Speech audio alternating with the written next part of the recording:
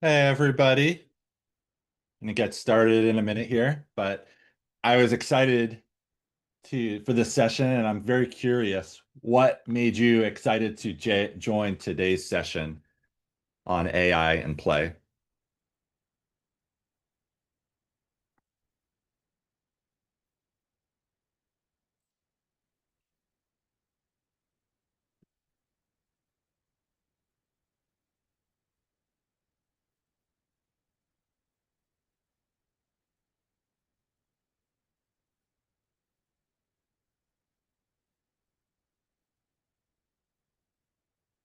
Feel free to type in the chat for now. Actually, just unmute. I can't unmute. Uh, Bonnie says, I'm not very good at detaching from work and playing. Also, Anand is amazing. John says, playing something I need a lot more to balance things. Uh, Bonnie, what's attracting you to, what's making you feel like you want to do more play or do we want to incorporate a spot in your life for it? I've for a long time have seen my work as being a lot of play, but the last couple of years I've been doing a lot of ghostwriting that's very intensive, and there hasn't been a lot of room for things that I want to do in the course of like making clients happy, and like the play has just been getting slowly cut, Hmm. and I'd like to Yeah, yeah. bring it back in. Yeah, very cool. Yeah, talking with Anand. We'll get started in a minute here. I thought it'd be fun to just talk informally. Mm. Yeah, it made me realize also just seeing in how Anand uses AI over time that there's a certain way I use it to play, but there's so many other ways to interact with AI in a playful way. So excited to see that today. Yeah, me too. All right, let's see what other comments are here. Allison says collaboration with AI is 1 + 1 equals. So while playing will so what will playing with it lead to? That's exciting. Marlo says it's a say no more feeling, faith topic. Let's go. That's how I pictured you writing all the O's. Cool. Anand. Uh, yeah, just I'm personally really excited for this session, and also Anand has a magical mystery mastermind coming up on recursive self-evolution, one of the coolest topics to do a course on. And I've been part of several magical mystery masterminds and loved each one. And he only does doing 3 this year. So, Anand, you just want to give a little bit of a quick blurb on that? I put it in the email this morning, but I thought Yeah, just any over more about it. yeah, sure. So the overall program Magical Mystery Mastermind started 2.5 years ago, and so there's been 12 iterations so far, and it was a 7 week program. It's now a 9 week program, and it was really a chance just to go to the leading edge of the kind of things I'm exploring, playing with, to do with evolution, consciousness, and change. And then Michael and I started talking about, superhuman intelligence on the back of ASI, artificial superintelligence. And the question was, well, why aren't we as humans using our own intelligence to enhance our own intelligence? So there is learning how to learn, right? But it kind of stops there, right? And Gregory Bateson had levels of learning, and what he was saying there was that we can learn how to learn, but we can learn how to learn how to learn, right? So you get this kind of recursive loop, right? Now, without going into meta madness, right? Over the last 2 or 3 years, what I've noticed in change work is people struggle in the same ways through change. And the question arose, well, what if we streamline or smooth the way in which people change? And then what would it mean to evolve that? Right. So these magical mystery masterminds are kind of exactly what they sound like, kind of experimental, creative, um, evolutionary focused classes, and it's for a small group, so it's for 12 people, and I'll say this, it is for people who've done a fair amount of change work on themselves, right? So that that's really who it's fitting for. There's not much kind of lead in, there's not much, it's dive straight in, immersive. And then we find out what altered transformation happens within that time. So there's a bit more information on the site. And then the best way to decide whether this is for you or not is that we just jump on a call for half an hour, 45 minutes. Do you have the link, Michael, or I can just find the link? I don't. Maybe somebody could put the link in if they Yeah. saw it in the email this morning. Yeah, no, I've got it here. Okay, here we go. And this has been a continuous challenge for me, which is people either get what I do or they go, "What are you doing?" This seems to be the nothing in between, right? So I Yeah. really appreciate everyone here who has been in the last few months and can suspend the need for like okay, step one, here's what we're doing. Step two, here's what we're doing, because some of it is the encouragement, and especially today with play, is creative engagement and the courage to just have a go, right? And this skill is needed more than ever, really, in this world that we find ourselves in, to be able to play, to explore, to try things, and find out what works, what doesn't work. So the email's in there, anand at adventuresinmind.co.uk. If you're interested, we'll just jump on a call for half an hour and have a chat, and uh, and it'll be cool.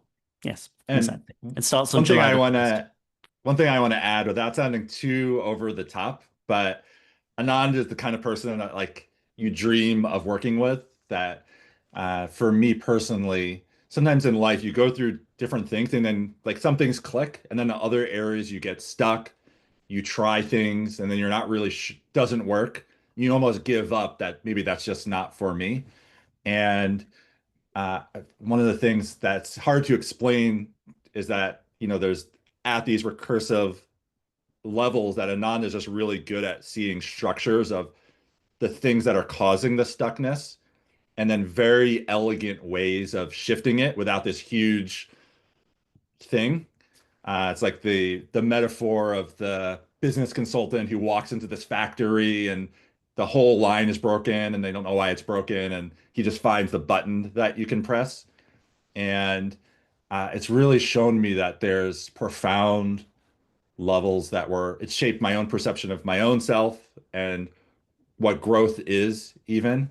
And I'm someone who's focused, almost full time on learning how to learn and growth. So Anand is like a wizard, and there is a little bit of a leap of faith because you don't know what you don't know, but that's also where you get the most change. So I don't mean to sound over the top. I don't get any, there's no kickback or anything. Just wanted to share that Yeah. Thank you. with you, Thanks, Anand. Michael. Yeah.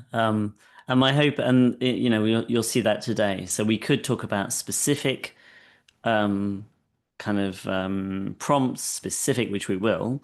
Um, but really, this is the intention from the start right now is, oh, how do I think about play? And then we'll check back in at the end and see if how you think about play has changed in certain kinds of ways that I'm hoping for, which is that it's more natural, easier, more connected, and more of just how you think about life in general, life as play. All right. So today we are looking at play, and I just want to start with a couple of quotes. So Donald Winnicott was a child psychologist, and his whole thing was that unless we learn how to engage in activity with a sense of curiosity, interest, fascination, absorption, you'll see that kind of Michael is like this a lot in his the way he approaches life, right? Is that he had a few couple of quotes. So it's in playing and only in playing that the individual child or adult is able to create to be creative and to use the whole personality. It really is a brain change, right, in terms of how you use your brain. And it's only in being creative the individual discovers the self. So Richard Bandler, who started NLP, he had a great quote as well. He said, when I encounter people in change work, and they have, really struggling or having challenging problems, he goes, I take their problems very seriously. I very often don't act seriously because I don't think it helps. Right. So, how many people have got overly serious in trying to solve challenges or problems? Right. There's a kind of like Stephen Gilligan who's another NLP trainer and generative trance trainer. He used to say, this is not thinking or concentrating. This is constipation. Right. So, what we're looking for is more creative, more looseness, more freedom, more flow, and more lightness, so that when we approach, how many people have got a bit kind of like overwhelmed with AI and what is this thing? And then how many people have made that tipping point and gone over into, oh, this isn't the big scary monster that I thought it was, right? It's all about activating the right neurochemical loops state exactly. So serotonin, parasympathetic relaxation, maybe even oxytocin, some bonding chemical, kind of feeling warm and fuzzy. And what other neurochemicals do we have? Dopamine, kind of the creative engagement. Like how many people have got into something when they've gone into AI? Now, I'm noticing something is, when there's all the Fathom recorders that come on the screen, is there any way, I know you can, if someone hasn't got their camera on, you can move it aside, but eventually one day there won't be humans. There'll just be a whole bunch of Fathom things. People have sent their Fathom recorders, note takers. Um, a quick question, is there a way to not see them? I'm guessing not. Admin can hide all non-video. Yeah, but they show up as videos. That's the problem. So anyway, we will leave them there. So if the Fathom recorders want to join in, feel free. There must be a game here where I can talk to the Fathom recorder so that when you play it back, it's like, how come the thing is talking to me? Anyway, all right. So take a breath for a moment and then click on, oh, okay. Hello. Uh, where's hide? Click on each one. Because I don't want to mess them up, obviously, if people want to bring them, that's totally cool. Don't want to remove them. There's no hide option. The I'll look into it Alison as you're one. talking, Okay. Anand. The Just Alison one isn't mine. there's an impersonator. Fathom. Oh, that's not good. We'll get rid of that one then. Remove.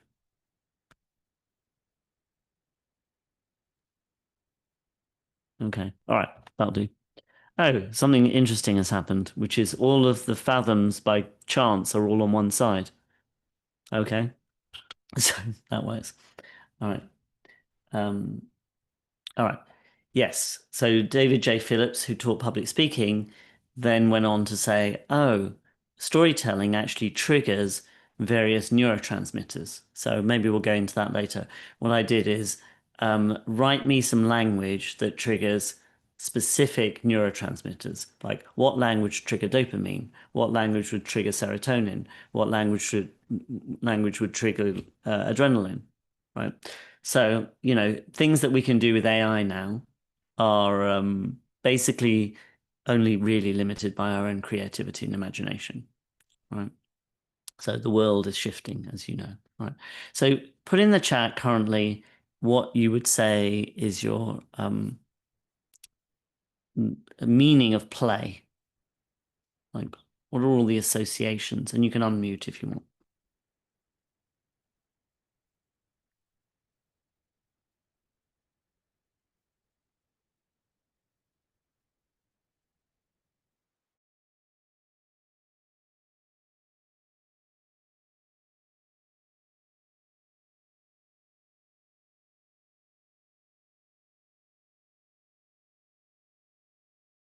I just enabled everyone to unmute Anand, but then it muted you. Okay, there we Yeah, go. yeah, yeah.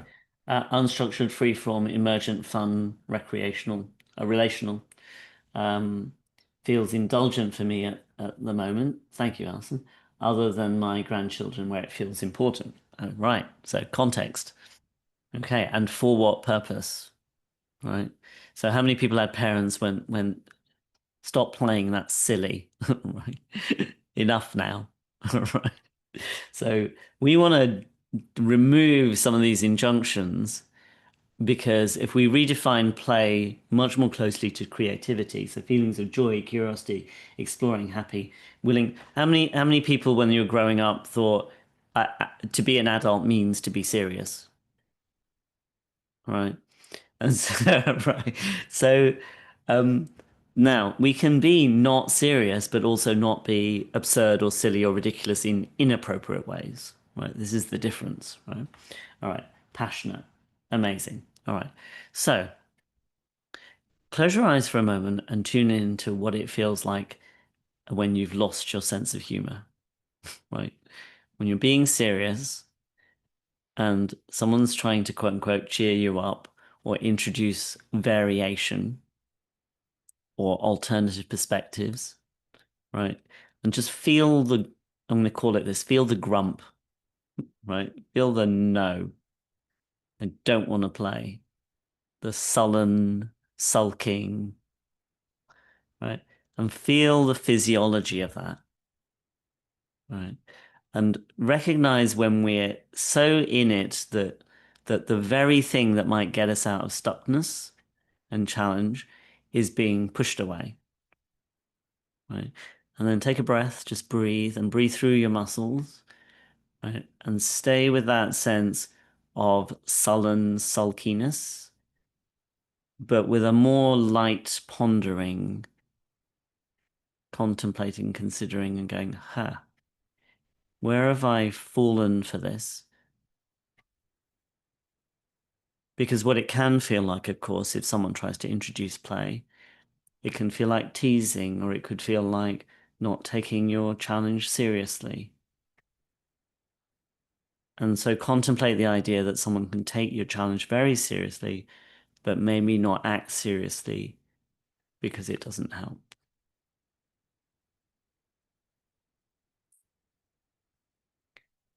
And now switch over when you're the one and you're with somebody who's sullen or sulking, right? And that desire to introduce lightness, freedom, more bushy neurons, as John Laval used to call it, sparking new connections and associations.